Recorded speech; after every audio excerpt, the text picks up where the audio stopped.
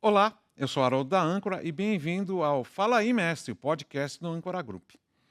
Hoje eu estou com uma presença aqui que não dá nem para mensurar. É uma profissional com muitos e muitos anos no segmento de construção a seco. Toda vez que alguém quer desenvolver alguma coisa e falar de alguma coisa sobre construção a seco, fala em Maria Tereza Castro. Maria Tereza, muito obrigado por você estar aqui. Bem-vinda. Obrigada pelo convite e pelas palavras. É isso. Isso é muito bom. Muito bom estar aqui mesmo, Haroldo. Obrigado. Pode começar falando de você. Eu já sei. Que eu conheci você como professora, dando cursos, palestras, mas você é uma perita técnica e criminal também, não é? Judiciária, é isso? Também, isso. Tá? Você é consultora, mãe e avó. Graças a Deus, essa é a parte que eu mais gosto atualmente. Sim, né? Eu sou avô, hoje é muito legal mesmo. Tá? Mas eu gostaria que você começasse do começo, falando como você chegou a ser a Maria Tereza da construção a seco que todo mundo conhece e venera.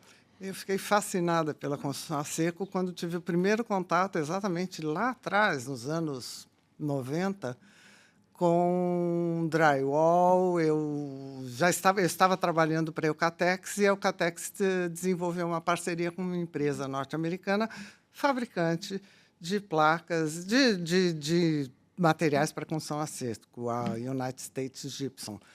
E eu comecei a conversar com essa turma, entender um pouquinho. Naquela ocasião, pela Eucatex, eu trabalhei nas fábricas também da Eucatex, toda a parte eu sou engenheira mecânica, toda essa parte de processo de fabricação eu conhecia profundamente, principalmente dos metais, e já estava trabalhando num campo mais ligado ao desenvolvimento de produtos e de projetos especiais.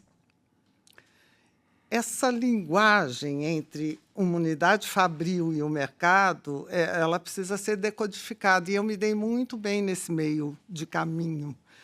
Foi o que me tirou do chão de fábrica, que eu era apaixonada, mas para ir para o mercado, tentar ver o mundo. Conheci a construção a seco e fiquei fascinada. Então, você é uma intérprete. Você começou como intérprete. Isso, eu comecei como intérprete. Da Exato. fábrica para, não vamos falar o português, para o brasileiro, né? Isso. Porque a gente vê, eu lembro disso, do drywall, nós estamos falando aí de quê? Pelo menos uns 30 anos.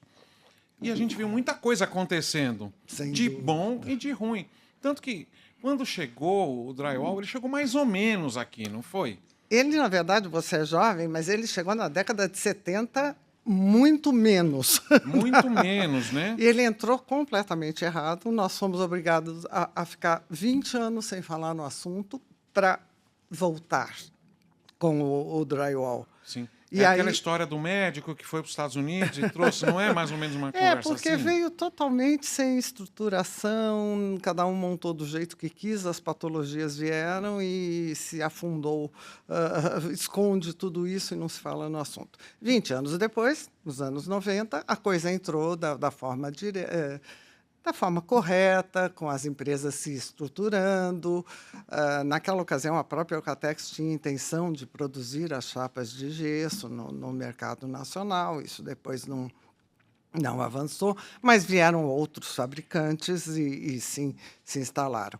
E, dessa vez, tudo deu certo. Eu lembro bem isso, porque eu vendo parafuso. Você falou que eu sou jovem, mas eu vendo parafuso há quase 40 anos. Então, você e teve uma época lá na Vila Nova Conceição, em São Paulo, onde foi um prédio de uma grande construtora e eles resolveram fazer... eram apartamentos de 5 suítes e fazer em drywall. E foi interessante que foram vendidos apartamentos de alto padrão. Quando os proprietários começaram a entrar nas unidades e começaram a ver aquilo, né, eles batiam, e essa coisa era coisa do brasileiro, para ver se tem substância na parede, e começaram a mandar arrancar tudo. Meu Deus, que então desastre. Eu passava lá, a gente vendeu muito parafuso para eles na época. Que desastre. E a gente via caçambas e caçambas de placas sendo jogadas fora, porque foi tudo construído e depois tudo arrancado. Porque realmente não tinha uma boa fama, né, o processo. A falta de entendimento e a falta de uma especificação completa. Um drywall pode ter um isolamento acústico muito melhor do que uma parede, hoje todos já sabem. Sim. Naquela época, não. Um drywall pode ter uma resistência a bala de revólver, a bala de calibre maior, até se for Diferente o caso. do que o cinema mostrava, né? Diferente. Então, ficou... eu acho que é um hábito que a gente tem de não lançar um produto ou um sistema. Eu acho que o pessoal arremessa um produto e um sistema no mercado. Eu acho que começou com a placa e veio a placa e agora o resto vocês resolvam aí como vocês vão fazer. E esse mesmo erro veio depois no Light Steel Frame. Infelizmente, eu assisti 2 vezes o mesmo filme. E é um filme de terror, porque é horrível.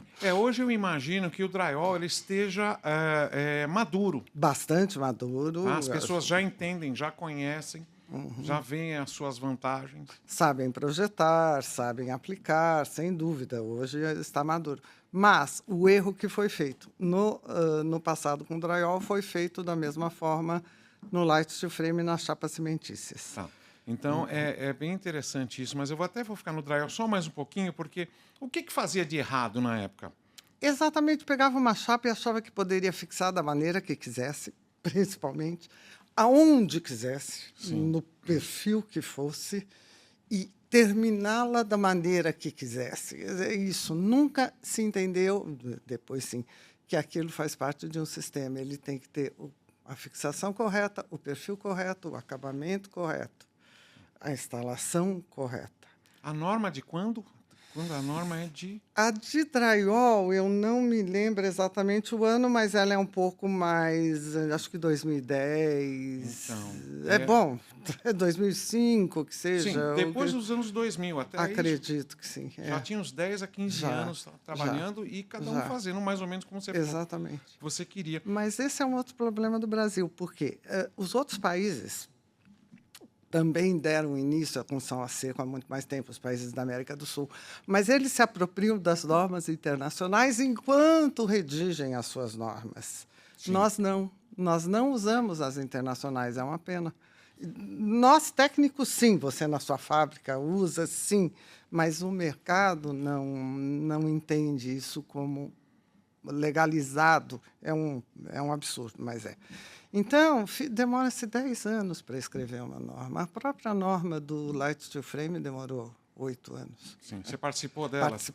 Participei das duas, tanto de drywall quanto de Light Steel Frame. E a gente vê muito brasileiro assim, a gente conserta na massa, achando que é tijolo. Não é verdade? Os hábitos da construção convencional. O que me animou a ir para a construção a seco, então, só retrocedendo um bocadinho, foi exatamente a forma... Quando eu conheci a construção a seco, eu entendi que a construção civil estava altamente desatualizada. No Brasil, mais ainda. E que a construção a seco propiciava o quê? O entendimento de uma indústria, de fato, para a construção civil. Sim. Métodos, procedimentos, tempos, controle, qualidade, desempenho. Precificação. Precificação, sem dúvida. Porque a obra não tem jeito. Prazos, claro. Então, me fascinou. Eu entendi aquela mistura. Falei, não, finalmente a construção civil chega à condição de indústria da construção civil. E foi muito fácil me jogar de cabeça nessa tecnologia. Você é mecânica, exatamente. Né? Você trabalha com décimos de milímetro, sem dúvida, não é verdade? Com qualidade, com repetibilidade, com série, desempenho. Né? Você falando, você me lembrou o Gilberto de Freitas Itier, que também fala a mesma coisa que você, né? E ele fala assim, mas tijolo é do tempo dos sumérios. Tá? Não é verdade? Ele fala que é muito... Então... E mudou completamente. A gente está vendo algumas situações, principalmente na construção civil. A idade média do profissional, do operário da construção civil convencional, está aumentando ano a ano. Ou seja, não está entrando mais ninguém. Ninguém mais quer ser pedreiro. Tá? Que é digno. Mas... É muito digno, mas, enfim, o que... Eu acho que as pessoas enxergaram outras possibilidades onde eles vão ter um reconhecimento maior, um ganho melhor do que na construção civil, como está estruturada, né? De pagar mal, de exigir um desempenho né? Eu participo de alguns grupos e eu vejo de instaladores e montadores de drywall e eu vejo eles precisando de muita gente. Porque, e oferecendo salários muito bons. Hoje em dia os salários andam muito bons mesmo, de mestre de obra, então. Sim. Não, a gente vamos falar, um montador de drywall pleno é alguma pessoa que ganha de 5 a 6 até 8 salários mínimos, né? Que ele trabalha por produção também. Então a gente está vendo que é uma coisa diferenciada. Né? Então todos buscam essa oportunidade. Mas eu não desmereço realmente a obra convencional, ela vai continuar existindo e precisa de gente entrando nela. Vai ter a situação que a obra convencional é melhor. E precisa de gente entrando também. É uma pena a gente estar com um grave problema de mão de obra em todos esses setores. Sim, eu acho que está tudo muito manipulado, né? Tá? Eu fico vendo, até eu tenho, pelos nossos filhos mesmo, ninguém quer trabalhar braçal. É verdade. Né? É interessante. Eu falei esses dias para meu filho, você tem que ir para a construção a seco.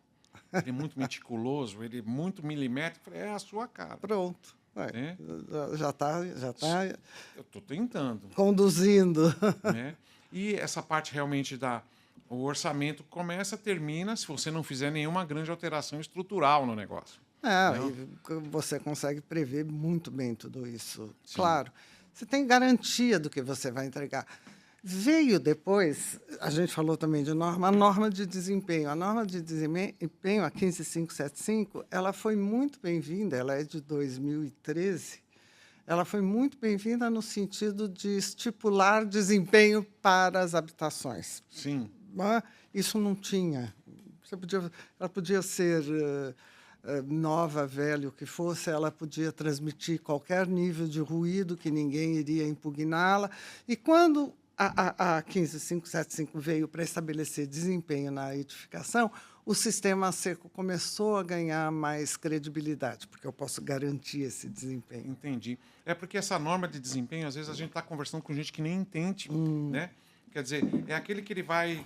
A construção tem que ter um desempenho em termos de temperatura interna, de silêncio entre um ambiente e outro. Exato, isolamento acústico. Né? Ela precisa desempenhar dentro de uma faixa estabelecida. Aí nós começamos a nos diferenciar em sistema seco, porque a gente calcula e a gente entrega esse desempenho. É bem interessante. Eu lembro no começo não se usava nem isolantes térmicos e acústicos no meio das paredes de construção de drywall. E hoje não, é uma condição sine qua non, né? Quer dizer, claro, tem que ter. Tem que ter. Por que não pôr? E não fica mais caro do que o concorrente que seria a convencional. Não, nem um pouco. Começou-se a projetar de uma maneira diferente. Eu não posso querer facilitar a minha vida em termos de instalação elétrica e alinhar duas caixinhas, que era o que faziam. Faziam uma super parede, mas as caixas elétricas ficavam alinhadas. Aquilo era uma janela aberta para o ruído. Quer dizer, isso tudo ocorreu. Hoje já não ocorre mais. E você tem grandes avanços, né? Quer dizer, o sistema PEX que saiu da construção a seco e foi para convencional também. Muita coisa foi para convencional. Foi aproveitado, né? O que é bacana. Sim. E dá mais velocidade à convencional. Aí bacana. você estava no drywall. E quando você chegou, você conheceu... Não, aí o drywall já não estava me encantando tanto, porque o desafio no drywall era um pouco menor, né, para uso interno. São divisórias, né? Vamos dizer, em termos de desempenho, era um desafio menor, ele já estava caminhando, enquanto que o Light Steel Frame precisava de alguém que levantasse a bandeira. E eu acabei me especializando em light, em construção leve, um pouquinho de madeira também, mas muito mais no aço, também convivendo com essa empresa que eu comentei, que antes estava fazendo o United States Gypsum.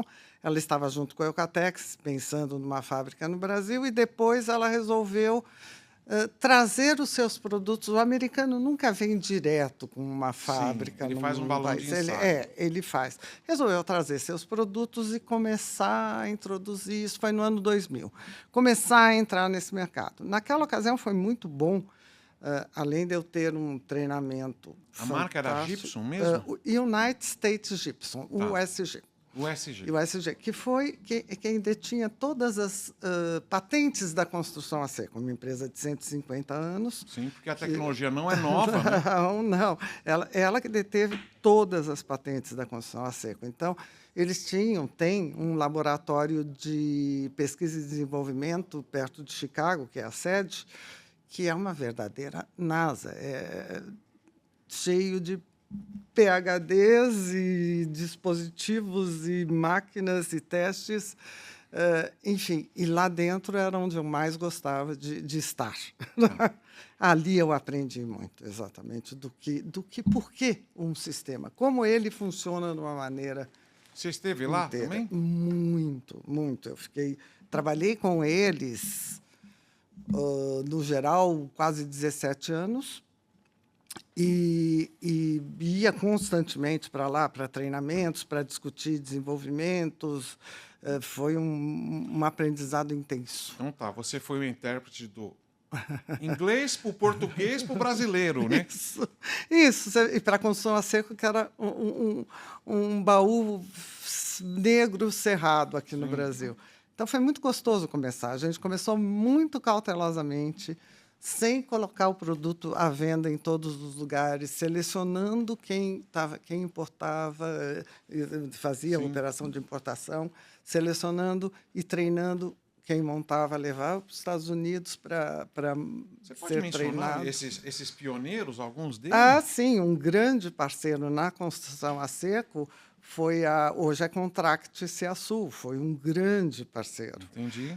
Uma pessoa que ajudou antes disso ainda, o Ceoto, que é um nome muito forte na construção a seco, na ocasião ele estava na Impar. E ele... São os apartamentos da Vila Nova Conceição. Exato, ele era um visionário, ele é um visionário, e ele começou a trazer as chapas cimentícias para os apartamentos em drywall para uso nos boxes de chuveiro. Sim. Então, você vê como a coisa vem lá de trás, com as pessoas que realmente puxaram esse... O senhor ele falou de shaft, ele falou de pisos prontos, uma série de coisas que a gente nem imaginava. O Ceoto foi um grande precursor, né? Precursor de tudo isso. E ele ajudou muito. Então, nós tínhamos constante troca com essas pessoas, levávamos para treinamento, voltavam. Algumas empresas bastante comprometidas também conosco. E nós tivemos muito sucesso com projetistas também. As obras começaram a entrar de uma forma muito suave e a grande parceria, no fim, acabou sendo com a Knauf, que já tinha a fábrica de gesso no Brasil. Sim. A Knauf e o USG têm os mesmos acionistas, de alguma forma. A família Knauf é um grande acionista da USG, hoje ela tem a maioria das ações, inclusive. E quando a Knauf, com o seu grupo de vendas, de engenheiros e tal, abraçou também o Light Steel Frame, foi uma época muito feliz, de muitas obras com seriedade. A gente não entrava em nenhuma obra atravessada, tinha que saber para quem está vendendo, como vai ser instalado, aonde é, tudo era controlado. Sim. Aí vem a parte não tão feliz, o mercado começou a crescer e os fabricantes nacionais de fibrocimento se viram na possibilidade de ter uma chapa cimentícia. Na verdade, eles criaram outro tipo de chapa, que, ela pode ser usada na construção, mas com outras características, e aí veio a nossa primeira derrocada. Lançaram somente as chapas no mercado. É verdade, não tinha o perfil, não tinha nada. Nem massa, nem tratamento de juntas. É bem que você falou que começou de novo.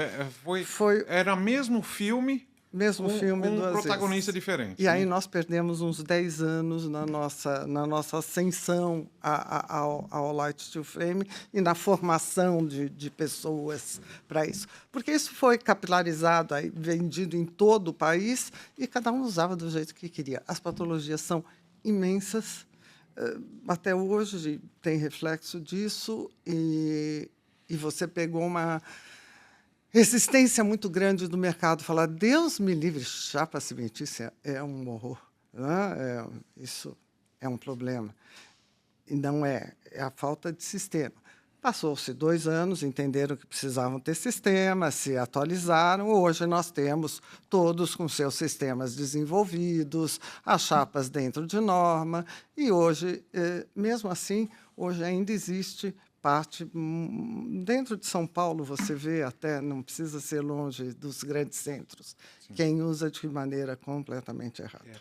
Eu vejo, a gente consegue parametrizar a história da Âncora, inclusive, com os sistemas, esses 2 sistemas, o sistema de construção seco, tanto o drywall quanto a construção, o light steel frame, foi a evolução dos nossos fixadores para isso também. Eu sempre falo, a gente começou com 2 parafusos.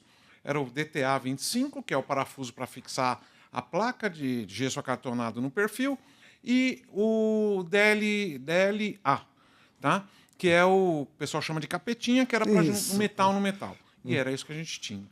Aí apareceu, aí a gente começou a ter outros comprimentos e outros diâmetros, porque aí o pessoal começou a profissionalizar. Chapa dupla, chapa tripla, chapa quádrupla, no caso de cinemas, quer dizer, os cinemas começaram a ser feitos de drywall.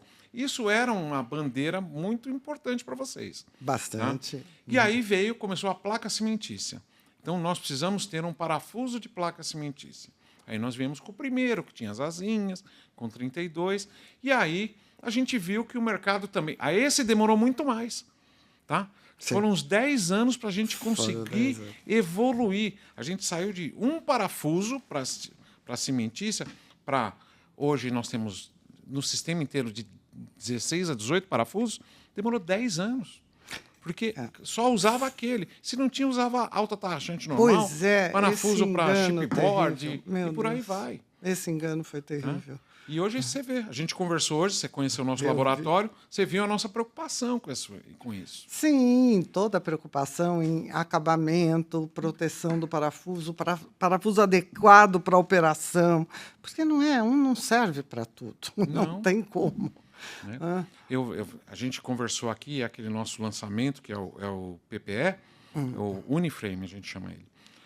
A gente estava conversando, aí eu te perguntei, 420 ou 720 horas? 480, 720? 2.500. Não, eu falei, não, vamos começar, vai, Maria Tereza, 1.000 tá bom? Ela falou, 1.000 tá bom. 1.000 a gente pode começar, 1.000 horas. Um salto spray de 1.000 horas, cordão metálico de primeira linha. E é um parafuso que só serve para uma coisa. Isso. Que eu acho que essa é o grande negócio. Tá? Você ter a fita para o negócio, para aquele sistema, é o parafuso, é o perfil. Né? Isso que a gente tem que entender. A brincadeira que eu costumo fazer é, se eu pegar uma Ferrari, um Porsche magnífico, e for fazer um Rally dos Sertões, será o pior carro do mundo. Sim. Então, nós temos que ter cada coisa para a sua utilização bem especificadinha. Não adianta querer misturar. Não Graças mesmo. a Deus, hoje a gente ainda tem mais acessórios que precisam chegar. Com certeza. Que precisam vir. Eu estou vendo a linha de ferramentas do sistema, são muito bonitas, são fantásticas. São, né? Nós tivemos no ENIC, você viu, assim, muitas coisas estão ali, inclusive no nosso radar também. Ótimo. A gente precisa ter mais coisas para ficar mais fácil. E orientar realmente os aplicadores no sentido de que ele não vai pôr um parafuso no drywall com a mesma máquina, com a mesma velocidade no light steel frame. Ele precisa entender a operação. É completamente diferente para o light steel frame, que eu estou usinando fios de rosca que vão realmente segurar uma chapa contra a sucção de vento. Ele precisa entender isso. Porque eu já vi colocando com 5.000 RPMs e com martelete. Quer dizer, eu não estou abrindo rosca naquela espessurinha de chapa, eu estou arrombando. Arrombando. Era essa expressão que eu ia usar. E aí o risco é muito grande. Claro, você não está fixando aquela chapa. E às vezes eu vejo também, aí você pode me corrigir se eu estiver falando errado. Tem gente pensando que steel frame é drywall. Então você chega lá na obra, leva os perfis, corta e faz uma casa. E eu vejo, a gente tem visto, que vai passando por... Tem a parte arquitetônica e depois vai para um especialista que vai definir toda a estrutura. Perfeito. É muito importante. No começo, a gente não tinha o cálculo estrutural, ninguém nem se preocupava com ele. Hoje, já Isso eu acho que é a parte que está bem consolidada. Entende-se a necessidade de ter um projeto estrutural. Então, agora a gente tem que pedir a necessidade que se estenda a ter um projeto completo de light steel frame. Paginação de chapas, pontos de fixação, tratamentos de juntas bem especificados, juntas de controle e dilatação, acabamento. Acabamento é vital. Sim. Usam qualquer tipo de tinta, que não necessariamente uma tinta sem qualidade, não é isso. Uma tinta inadequada ao sistema. Entender que o sistema tem suas necessidades. Não adianta ir no home center e comprar a melhor tinta para uso externo. Ela não vai ser adequada para o sistema. Ela sufoca o sistema. Sim. Uma parede que tem que ser respirável, né? Totalmente respirável. Isso eu também estou aprendendo, em função até da gente estar desenvolvendo aqui com o pessoal a membrana hidrófuga. Isso. Quer dizer, você não pode simplesmente estancar uma parede, você tem que deixá-la respirável para qualquer eventual umidade que tenha dentro sair para fora. Exatamente, esse é o ponto. Eu preciso... A gente chama até gerenciamento de águas, é um nome bonito para o sistema. A minha parede tem que ter um sistema de gerenciamento de águas, porque eu posso ter uma condensação de águas ali internamente, eu preciso trazer para fora. Sim. Ela respira.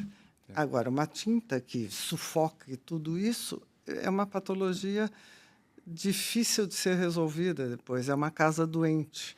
É muito... Olha, você falou da casa doente.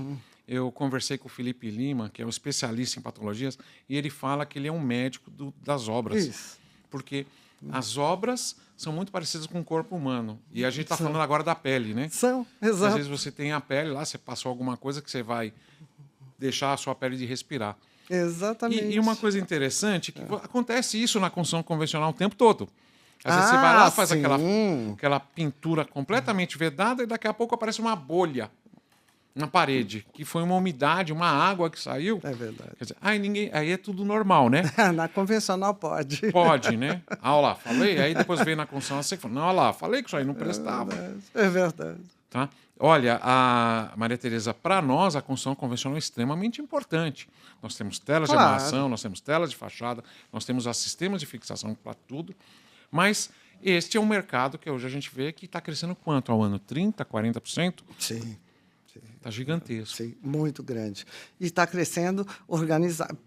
Felizmente, agora organizado, agora dentro das normas, agora com um pouco mais de cuidado. Tem gente fazendo ainda muita coisa indevida? Tem. Mas é uma questão de tempo. Olha, eu ia chegar aí agora, tá? Que a gente vai lá, todo mundo se mata, você faz a norma junto com aquele monte de gente muito boa fazendo normas. É um processo desgastante. Eu participo da norma da trabalho em altura. Sabe? Que lida com vidas humanas diretamente. Então, é muito complicado, muito complicado. E a gente vê na construção, qualquer norma é difícil. Sim. Então, vocês gastam horas e horas e graciosamente, sim, né? Sim, é voluntário. Porque você quer o sistema funcionando. Nós somos voluntários. E aí você vai lá, fez a regra, tá? Deve ter ajuste, vai ter ajuste. Tem, claro. Tá? A fita de papel hoje é a condição melhor? Talvez não seja mais. Né? Tem que acertar na norma. Mas aí você vem e chega alguém e você vai na obra, vai lá fazer uma verificação. Aí você chega lá e fala assim, o que o cara fez aqui? Não é? Ele inventa, às vezes ele até faz umas gambas que funcionam, mas a maioria das vezes não funciona. Nem fale. Não, e normalmente tem até boa vontade, quer aumentar muito a proteção da parede e começa a criar soluções que, de novo, sufocam a parede, envelopam uma parte que ali vai ser um ponto de mofo e bolor.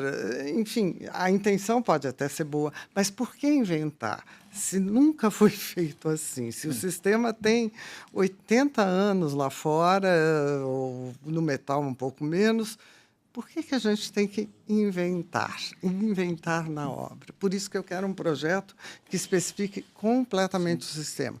A obra é só para montar. E você falando para mim, eu fui lembrando realmente. Aí você tinha a placa cimentícia que lançaram, perfil para drywall. Nossa Senhora. Que é 0,5. Quando muito. 0,5. Quando é 0,5.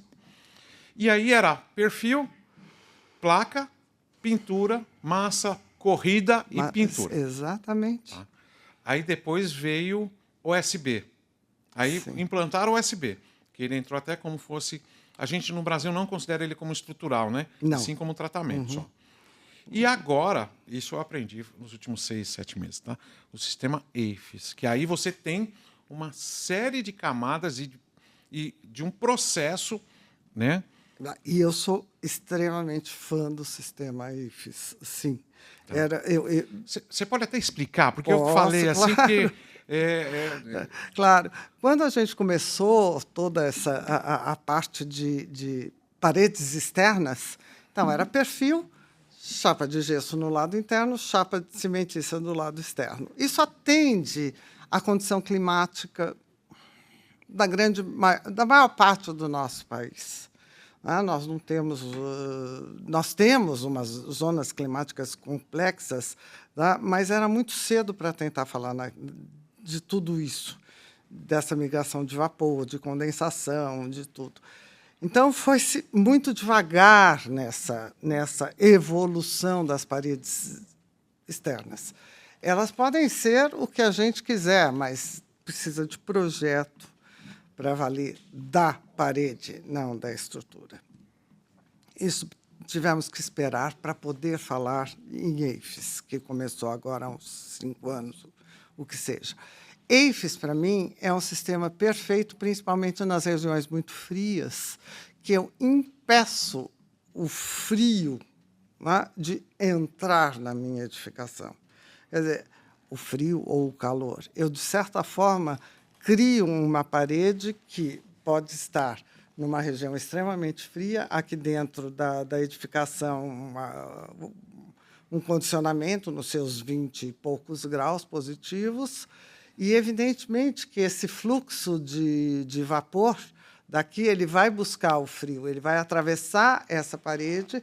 Quando ele chegar na temperatura externa mais baixa, ele vai atingir, nesse caminho, o ponto dele de condensação. Esse ponto pode estar dentro da parede, se eu não tiver o cuidado de dimensioná-la. Se isso acontece, é uma patologia também pavorosa. Eu começo a ter água dentro da minha parede, que vai começar a destruir os meus perfis. A chapa cimentícia, não, mas se tiver uma chapa de OSB, sim. Se tiver um gesso, sim, vai ser afetado. Então, quando eu consigo identificar o projeto, sei a região que ele vai estar submetido, há uma grande diferença de temperatura interna e externa. Eu trato termicamente o isolamento aqui na face externa. Aí eu impeço o problema. A minha parede fica estável, eu não vou atingir nunca um ponto de condensação aqui, porque a temperatura é constante, e ela só condensa lá fora. É bárbaro o AFES, é um isolante térmico externo. E são várias camadas, né? Você tem o gesso interno, você tem... Tem gente que continua pondo o isolante térmico interno em fibra de lã de rocha, o que seja. Depois vem a chapa cimentícia, depois vem o EPS e depois vem o acabamento. Eu acho que não é para toda a região que você pode fazer isso. O fascinante dos sistemas de parede externa é que eles não são receitinha para todos os lugares. A casa que eu executo bem aqui nessa região não se comportará bem nas serras gaúchas, nem no nordeste do país. Esse cuidado é que agora a gente está começando a soltar no mercado. Tem que ser bem pausado, porque é muita informação. A parede requer muito cuidado. É bem interessante. Não só essa parte climática, e entra também o vento, né? O vento é importantíssimo, né? Muito, muito, muito, muito, muito. Então, tudo isso agora começa a ser visto como um todo. Essa conversa já acontece, e ela não podia acontecer há 15 anos atrás, era difícil. Eu ia falar que a gente tem um gargalo da parte de montagem, dos operários, das pessoas que constroem. Mas eu acho que um gargalo também é do conhecimento do projetista, do engenheiro, do arquiteto, para saber como funciona. em determinados locais. Sim, eu acho que o grupo da norma está se reunindo novamente para criar um capítulo 4, que é exatamente específico para fachadas. A gente quer alertar estes pontos. Agora chega um momento, não vamos conseguir abordar profundamente, nem na norma isso, mas começar a alertar, para você criar os projetistas, criar consciência em quem projeta. Falta esse conhecimento, falta o conhecimento nas universidades, não se fala nos sistemas a seco, nas universidades, isso é realmente grave, e a gente não tem penetração para isso, parece que não existe o desejo de criar a cadeira construção a seco dentro da... É bem interessante, sempre vira na rodapé do livro, né? Existe também, né? Aí, ó, vocês vão ouvir falar, mas não é uma coisa de todo dia. E a gente está vendo acontecer, é real. Tá? Eu sei que você dá aula, não é verdade? E você dá aula para profissionais de montagem, né? Também. Querem uma oportunidade diferente. É muito gostoso trabalhar com o pessoal de montagem, porque eles me trazem muita informação. Eu já subi muito em andaime, hoje eu não consigo mais, e eu sinto falta dessa essa proximidade com montagem, porque eu acho que se eu quero entender um sistema, eu preciso saber projetá-lo, montá-lo, calcular tudo dele, senão eu não entendo. Então, essa proximidade hoje, na altura de vida que eu estou, é muito gostosa com os montadores, porque eles me trazem questionamentos interessantíssimos, me trazem experiências de montagem positivas, trazem as negativas também, que a gente aprende também, ensina-se as patologias em cima disso, se avaliam as patologias, e eu gosto muito de lidar com o pessoal de montagem. Na verdade, as aulas são bem mais ricas do que quando eu dou aula para engenheiros ou para arquitetos. A troca é muito gostosa. Eu ouvi falar que você é uma professora muito brava, muito rígida. Eu sou brava.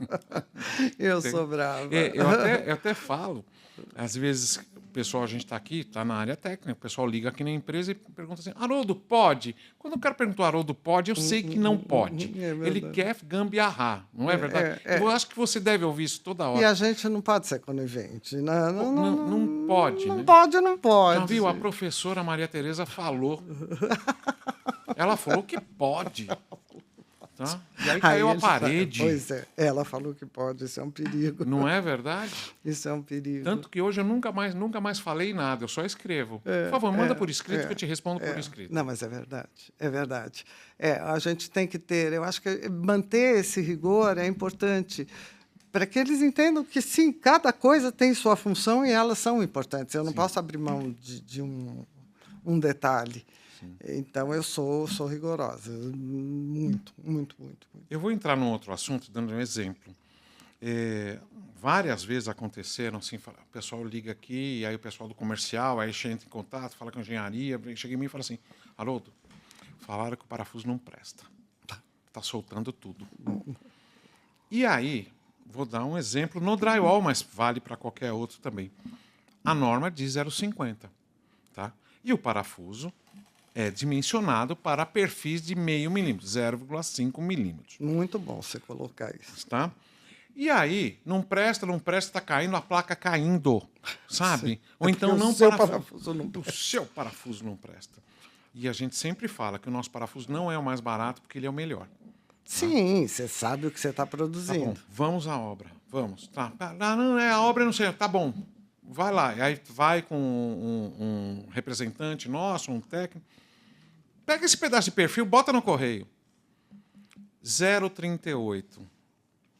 Como é que quer fixar? Aí você... Não tem parafuso. Então, aí eu teria que ter... Não, então usa um rebite, então, alguma coisa para... Sabe? Porque não funciona. Já que é para gambiarra logo desse jeito. Eu odeio essa palavra, mas ainda aqui. Brasileiro faz muita brasileirice. E aí eu quero chegar, às vezes, você treina bem o profissional, ele vai saber fazer, ele vai ter o procedimento certo, aí ele vai e compra os materiais. E, às vezes, não vem do jeito que está especificado. E a culpa nem é dele. Né? Sim. Você tem. Pior o que ainda. você acha da. Bom, no steel é normatizado. É 0,80, é 0,95, é 1,20, 1,25. 1,25. 1,25, que é normalmente isso. Tá? E isso para os perfis e outras tantos detalhes do projeto. A falta, a transgressão da normatização, quer dizer, quando a pessoa deixa de produzir na normatização, eu considero uma coisa quase que criminosa. Porque pessoas vão estar ali, não é verdade? É bastante delicado. Na verdade, a norma, as normas técnicas, elas são recomendações. Recomendações normativas, e elas estabelecem um mínimo que deve ser atendido. Então, vai daí já um engano, né? Porque é o mínimo, mas o meu projeto pode precisar de mais, claro. O que eu acho que as normas ajudam, elas têm que ser escritas assim, não de outra forma. Só que hoje, graças a Deus, como a gente tem a norma de desempenho, a mãe de todas as normas, que eu chamo, essa norma de desempenho, junto com o Código de Defesa do Consumidor, tem força de lei. Diferente das normas todas outras, elas acabam não tendo força de lei. Mandatório seria um projeto assinado por um responsável técnico. É nessa maturidade é que a gente precisaria estar. Eu vou lá, eu projeto, eu assino e eu vou olhar a obra, se aquele material que está entrando na obra está de acordo com o que eu especifiquei. A gente não tem isso e nós vamos demorar muitos anos para isso. Se você pegar, por exemplo, nos Estados Unidos, é a própria municipalidade que controla as obras. Eles têm fiscais, então eles passam constantemente em várias etapas das obras, quaisquer que sejam elas, convencionais, ou de madeira, ou de aço, e estão controlando tudo que entra na obra. E, se não tiver de acordo, bem interessante. É parada a obra. Então, você vê que tipo de fiscalização que se tem lá. Fora isso, tem o responsável pelo projeto e tem o contractor, que é o responsável pela montagem. Então, não passa isso, não entra um perfil que diz que está normatizado e não está, porque dá cadeia. Eu tive o pessoal da Executa aqui, que faz o wood frame, e ele ficou 20 anos lá. E ele fala que é interessante. Primeiro, ele faz a montagem dos frames. Isso. Aí vem o fiscal. E aí, pumba. Tá. Aí o cara vai lá, carimba lá, ó. É por etapas. Pode fechar. Aí ele vai lá, fecha. Não pinta, não. Vem o outro, pode seguir. Sabe? Cada etapa, porque as etapas necessariamente não são feitas pelo mesmo contractor, podem entrar pessoas, equipes diferentes, e ele vai liberando.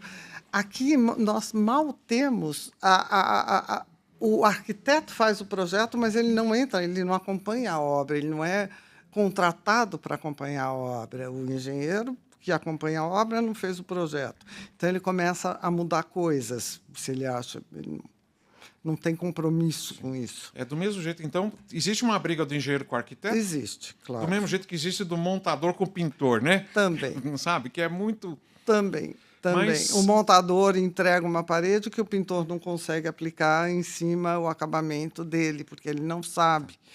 É difícil isso. Agora, a gente tem que começar lá atrás. O mercado só pode comprar perfis, materiais certificados. É que você falou de perfil, porque perfil é uma das coisas mais gritantes. Então, chapas, perfis, parafusos... Sim. Tintas, telas, fitas, membranas, tudo deveria ser atenção ao mercado. O próprio dono da obra atropela esse processo. Ele mesmo, quando ele vai comprar os materiais, ele escolhe o mais barato. Não estamos falando de preço, né? Nós estamos falando de especificação. É difícil isso. Eu pego uma casa padrão, simples, seja uma casa popular, de perfis, se gasta R$20 mil de perfis. Tá? Tá certo? Aí ele vai lá e diminui 10%, é 10%. Então, 2.000. Mas... E aí, às vezes, eu vejo também no parafuso, que a gente tem uma condição técnica, você viu o laboratório, a gente testa a exaustão, e não se gasta... Eu falei, da outra vez, eu falei que era R$ 1.000 de fixadores. É R$ 1.000 de fixador para a obra inteira. Imagina, não é nada. E a pessoa economizando isso. Então, é uma economia boba. E você falou na norma de desempenho, eu vou fazer... Gente, hoje nós temos prédios de steel, de light steel frame, de 5 ou 6 andares. Sim, Tá? sim. E a norma de desempenho também fala de carga sobre lajes? Ela fala de piso, de laje, mas ela remete às normas de laje. Aí, no caso, ela vai atrás, ela se refere à norma de laje, sim. Porque você calculou. Então, você calculou uma estrutura para ter uma laje, que vai sobre aquele, vai ser 2 pavimentos, e ali você tem uma... Tá? É obrigada a atender essa carga. Aí vem e compra-se materiais a menor. Pois é. E aí cai tudo por terra, né? É um grande problema. Na verdade, você acaba tendo... Numa casa de light steel frame, é difícil você ter a ruína da casa. Ela não vai cair. Mas ela começa a se movimentar de um modo tão anormal que eu começo a ter desprendimento do acabamento, das chapas, eu começo a ter tubulação saindo do lugar, vazamento, trinca. Ela só não vai a colapso total, mas ela é uma casa que ela tem uma flexibilidade, né? Tem, exato, ela é toda articulada. Mas ela vai ter patologias fatais, não tem como.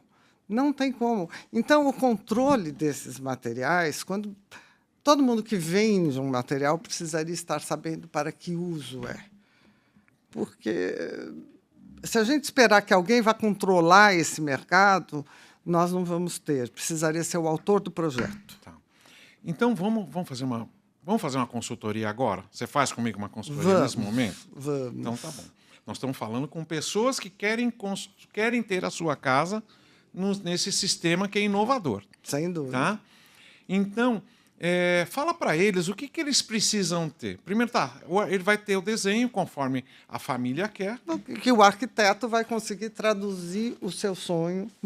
Isso. O arquiteto está preparado para isso. Tá. E aí? No segundo ponto, o arquiteto traduz o seu sonho e ele tem que pôr dentro do seu bolso também esse sonho. Começa daí. E a gente vê que o arquiteto, nesse momento, não se preocupa em pôr o sonho dentro do orçamento do cliente. Sim. Então, quando a gente começa a destruir os sonhos, por quê? Porque, por qualquer motivo, o cliente não quer gastar mais e tal, você cria um conflito. Então, aí já nasceu errado. Sim. Pronto. Acho que o primeiro ponto é esse. Seja claro com o arquiteto, passe exatamente o seu sonho e o seu cacife para bancar esse sonho. Peça que haja um compromisso com isso. Entenda bem o local onde vai ser construído o seu sonho.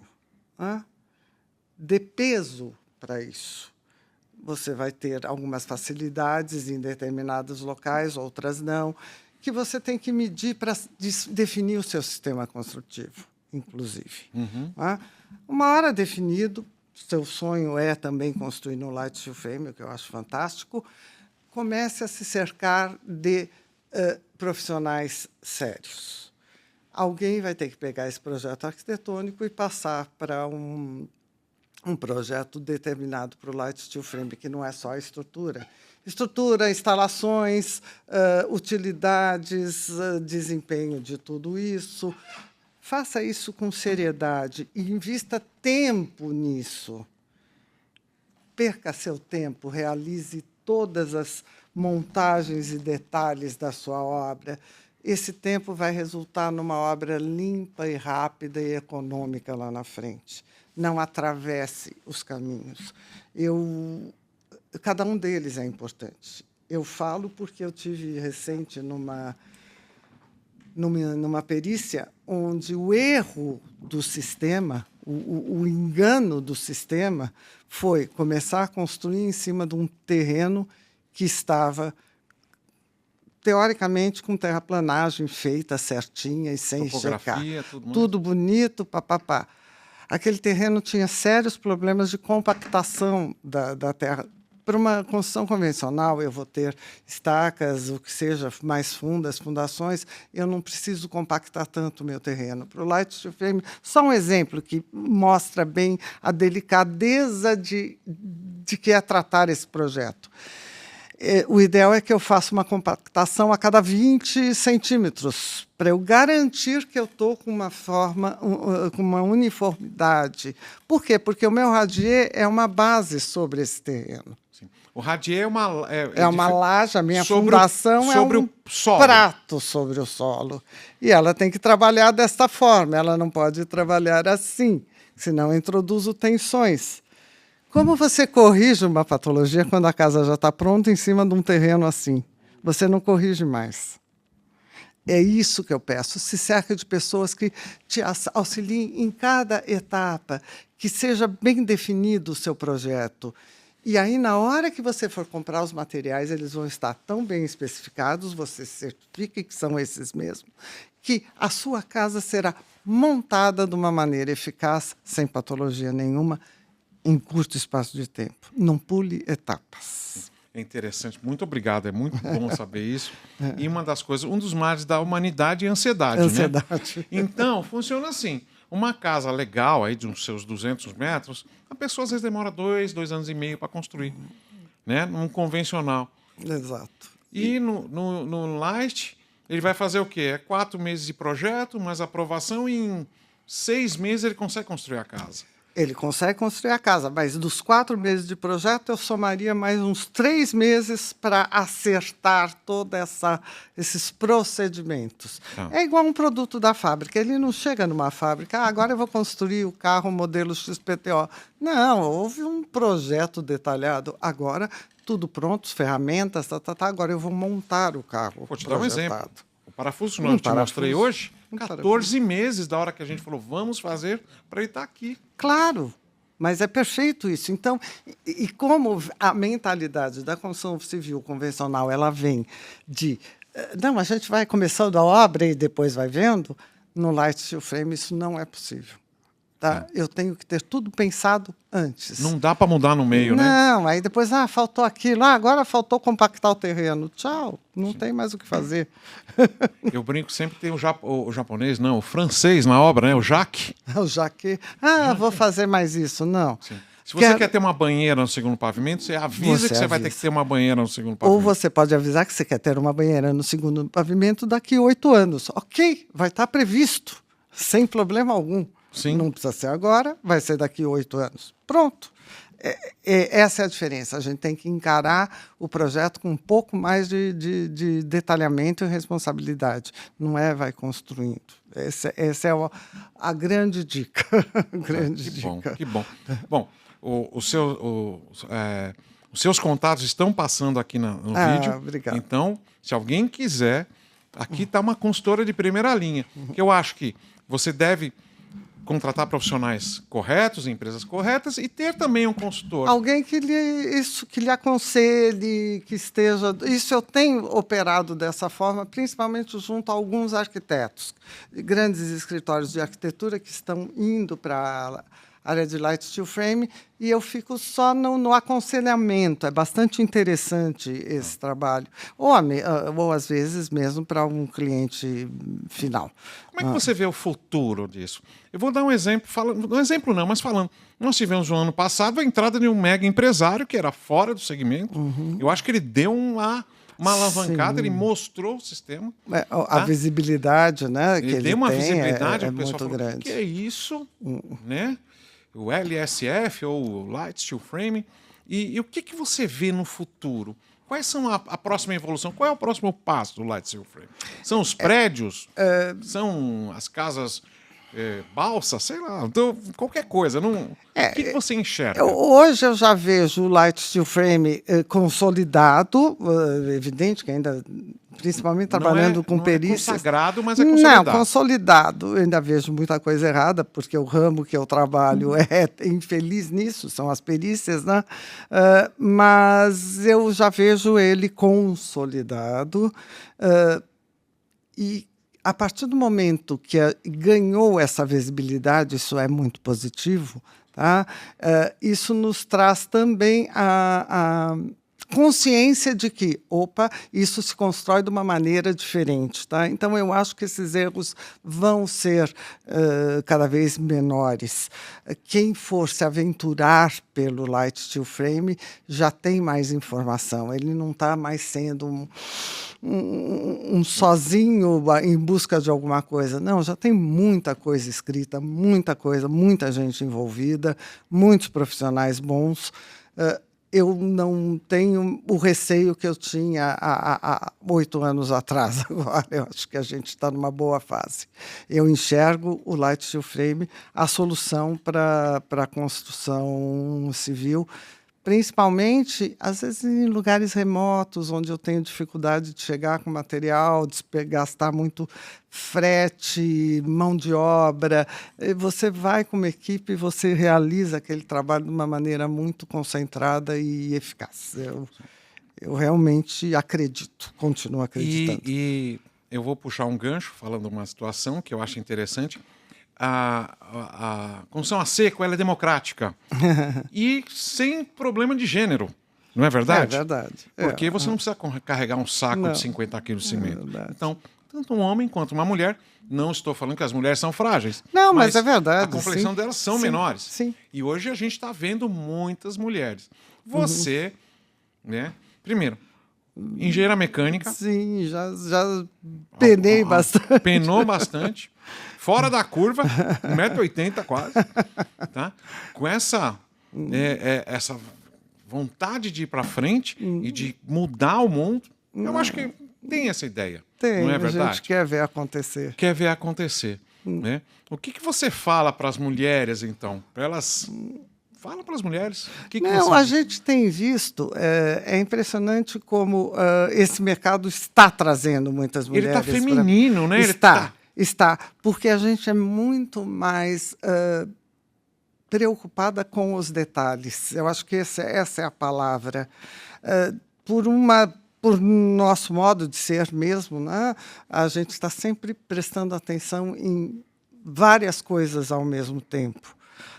E eu acho que isso para o sistema é muito positivo, para quem está montando. Ela está sempre sendo consequente naquela operação. Isso é bacana. Eu vejo que a mulher se adapta muito bem a esse mercado por ser mais detalhista, mais consequente, mais obediente até com procedimentos. Sistema, né? Ao procedimento. E extremamente crítica, né? Nossa, demais, né? E quer fazer bem feito, então não adianta. Não quer ser criticada também. Quer criticar, mas não quer ser criticada. Né? Olha só. Querida, eu não tenho mais o que... Quer dizer, eu tenho sim. Eu tenho a gente fica conversando dias aqui. E dias para a gente conversar aqui. Porque, olha, é fascinante. Eu acho que a gente podia falar de muito mais coisas, que a gente podia ter falado também de família, de filhos. Quantos netos você tem? 3. 3 netos. Qual a idade deles? Uma menina de 8, uma de 6 e um pequenininho de 2,5. Fala o nome deles também, né? Você vai mostrar de 8 e vai assistir. Maluzinha, da vovó, Maria Luísa, Laura e Joaquim. Olha só. Joaquinha. Que bom. Olha, eu não tenho como agradecer você estar aqui, mas antes disso, eu vou te fazer uma provocação. Opa. Tá? Fala aí, mestre. Fala aí, mestre. Quem dera fosse mestre mesmo. Não, a gente tem tanto a aprender sempre. Eu acho que o que eu quero deixar como provocação é: eu nunca desisti de aprender. Eu tenho tanto a aprender, eu preciso aprender. E o que eu aprendo, eu não quero guardar para mim, eu quero dividir. Então, que todos nós sejamos assim, com desejo de aprender e com desejo de dividir, e que a nossa cadeia do Light Steel Frame se junte um pouquinho mais para realizar coisas juntas. nossa cadeia de fornecedores está um pouquinho não tão unida, e vamos nos unir para distribuir isso que a gente sabe, né? Eu acho que é o que eu sinto no nosso segmento que precisa ser dito. Maria Tereza Castro, muito obrigado. Foi fantástico. Muito Obrigada bom a mesmo. você. Né? Vamos fazer mais vezes. Vamos. Tá bom? Obrigado Conta mesmo. comigo. Obrigado. E para você que assistiu até agora, eu só tenho que agradecer. Aguarde os próximos capítulos, os próximos episódios do Fala aí, Mestre, o podcast do Âncora Group. Até lá!